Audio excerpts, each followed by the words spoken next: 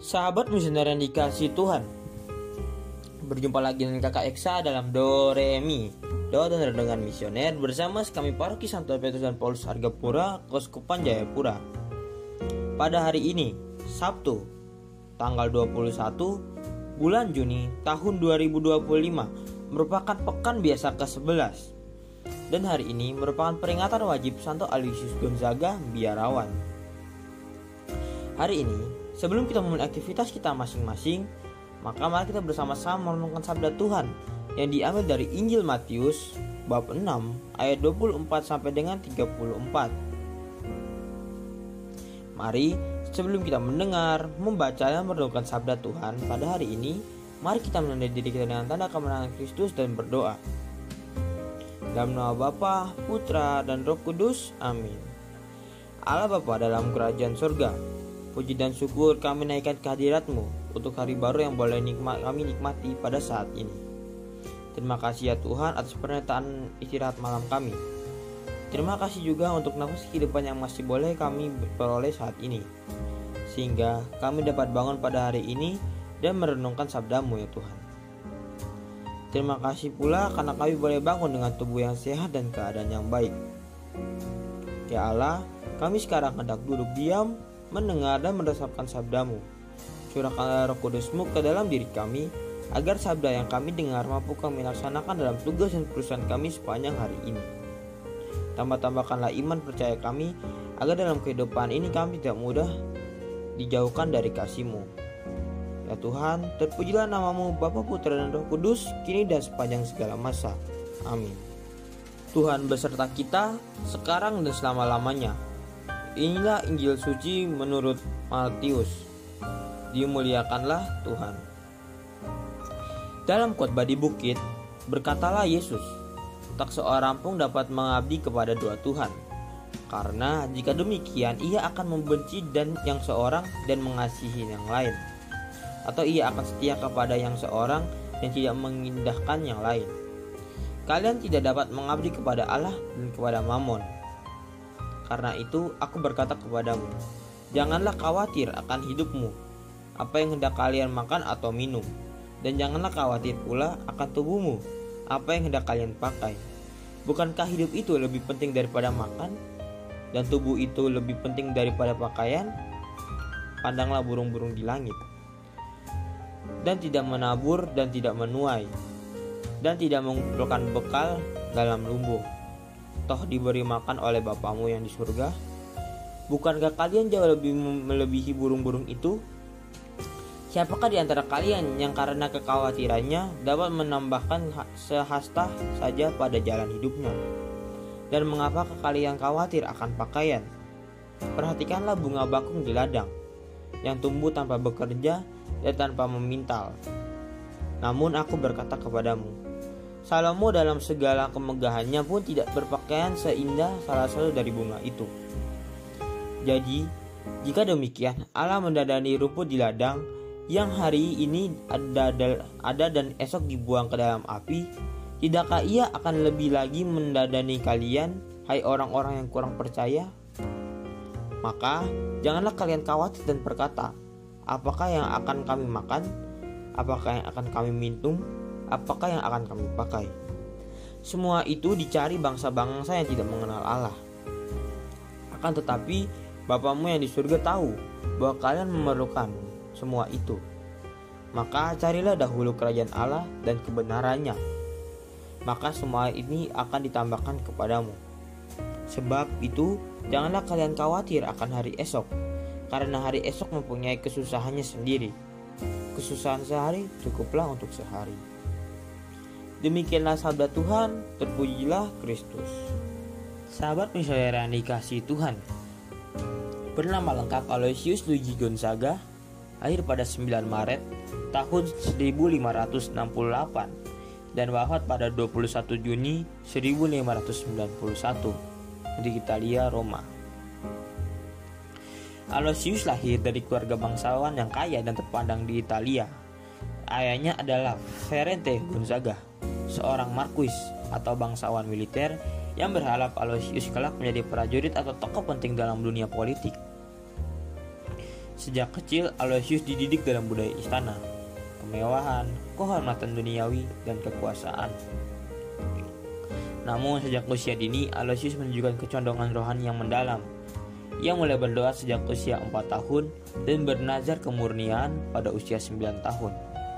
Ia sudah membaca kitab suci dan karya-karya rohani para orang kudus saat anak-anak seusianya bermain pedang-pedangan. Semakin besar, Aloysius semakin yakin bahwa ia tidak dipanggil untuk hidup duniawi. Ia merasa Tuhan mendorongnya untuk meninggalkan semua kemewahan dan menjadi imam Yesuit. Keinginannya sempat mendapat penolakan keras dari ayahnya yang tidak rela melihat putra sulungnya meninggalkan hak waris dan masa depan cemerlang sebagai bangsawan. Namun dengan kelembutan hati dan keteguhan iman, Aloysius bertahan. Setelah perjuangan panjang, akhirnya pada usia 17 tahun ia diizinkan masuk serikat Yesuit. Ia meresmi menjadi seorang novis Yesuit di Roma, tempat ia belajar filsafat dan teologi, sambil terus melatih hidup doa, puasa, pelayanan, dan kemurnian hati.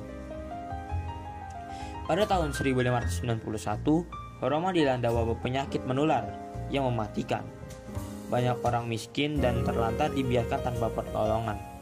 Meski dilarang oleh atasannya karena kesehatan yang lemah, Aloysius dengan cinta kasih merawat langsung orang-orang sakit, mencuci luka mereka, memberi makan, dan menghibur mereka.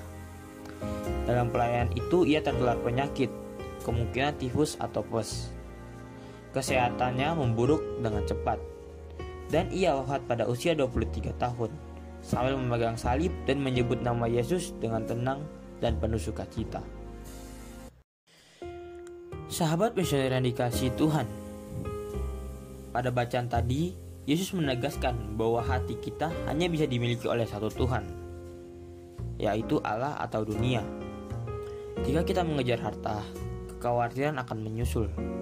Tetapi, jika kita menaruh kepercayaan pada Allah, maka damai sejati akan datang. Sebab Bapa tahu apa yang kita butuhkan, bahkan sebelum kita memintanya.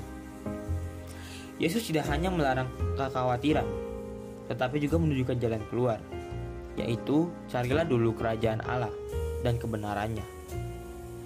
Memprioritaskan kebenaran, kasih, dan relasi dengan Allah, maka segala kebutuhan lain akan dicukupkan oleh penyelenggaranya, yaitu Tuhan. Aloysius Gonzaga merupakan salah satu contoh nyata dari Injil hari ini, di mana di masa mudanya ia bisa memiliki segala kekayaan dan status duniawi, anak bangsawan, pewaris gelar, dan dididik di istana. Tapi ia memilih Allah sebagai salah satu-satunya Tuhan. Ia menyerahkan hak waris, meninggalkan kemewahan, dan hidup dalam doa, kemurnian, serta pelayanan. Saat wabah melanda Roma, Aloysius tidak khawatir akan keselamatan sendiri. Ia justru menyerahkan hidupnya dalam pelayanan kasih kepada orang yang sakit dan miskin. Ia benar-benar hidup dalam semangat carilah dahulu kerajaan Allah. Sekarang, mari kita bertanya pada diri kita masing-masing.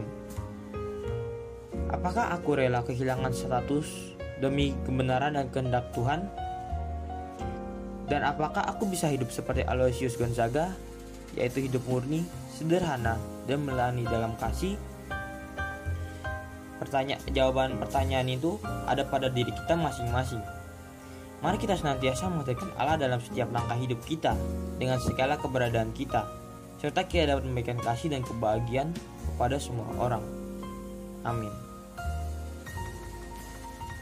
Mari, sahabat misioner, kita menutup permenungan kita pada hari ini dengan bersama-sama berdoa doa anak misioner Indonesia. Doa anak misioner Indonesia. Dalam nama Bapa, Putra, dan Roh Kudus. Amin. Tuhan Yesus, Engkau diutus Bapa menjadi berkat bagi dunia dan menjadi juru selamat bagi manusia. Utuslah kami, anak-anak dan remaja misioner di Indonesia, untuk menjadi sahabat yang kuat bagi yang lemah, sahabat yang rela berkorban bagi yang menderita payah, sahabat penghibur bagi yang sakit dan gelisah.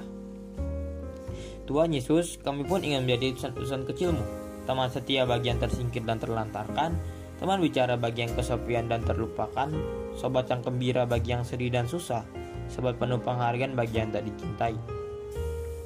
Tuhan Yesus, utuslah kami kini dengan bantuan Roh Kudus-Mu menjadi garam dan ragi yang baik, menjadi terang dan obor yang cemerlang, membawa kegembiraan dan pengharapan.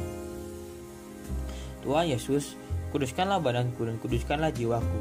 Kupersembahkan diriku padamu hari ini. Berkatilah semua anak dimanapun, berkatilah semua orang yang kami jumpai, siapapun mereka. Amin.